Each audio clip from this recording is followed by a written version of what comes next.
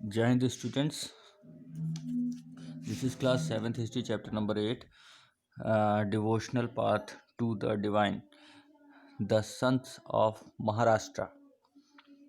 13th century से 17th century के बीच में महाराष्ट्र में भी जो है भक्ति मूवमेंट स्टार्ट हो गया।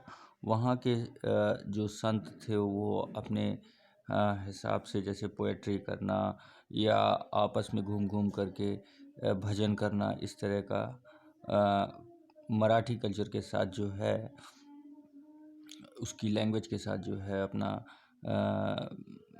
ये भक्ति थॉट सबके बीच में पहुंचा रहे थे।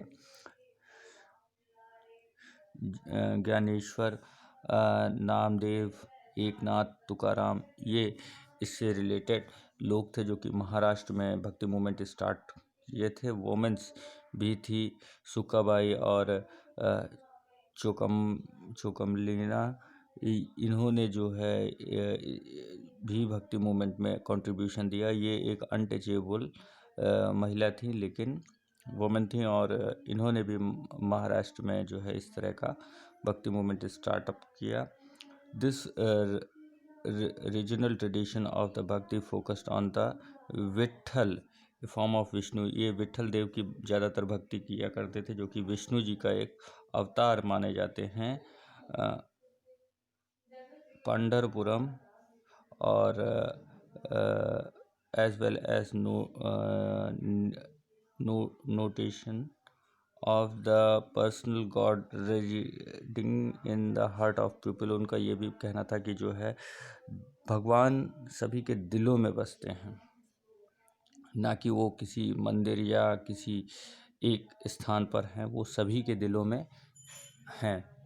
और this Sant poetry rejected all the rituals outdoor display of पाइटी and social differences based on the birth. और इन सब सन्यासियों ने ये बात कही कि जो जन्मजात मिले हुए अधिकार होते हैं वो गलत हैं, और जातिवाद को भी गलत माना, और जो है किसी के जन्म के बेस पर उसे महान माना जाए या किसी के जन्म के बेस पर उसे लोअर कास्ट का माना जाए, ये चीज़ गलत है। और इन सब चीज़ों से को उन्होंने अफोर्स करने की कोशिश की।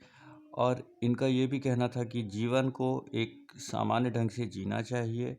कर्मकांड और संन्यास या ढोंग या सामाजिक जातिवाद जैसी बुराइयों को हटाना चाहिए और उससे दूर रहना चाहिए। इसके साथ साथ इनका ये भी कहना था कि शांति से जीवन व्यतीत करिए और दूसरे की ज़्यादा से ज़्यादा मदद कीजिए, क्योंकि दूसरे की ज़्यादा से ज़्यादा मदद करने से आप भगवान के नज़दीक पहुँचेंगे। और इनका विचार मानवतावादी था, ह्यूमैनिटिक था।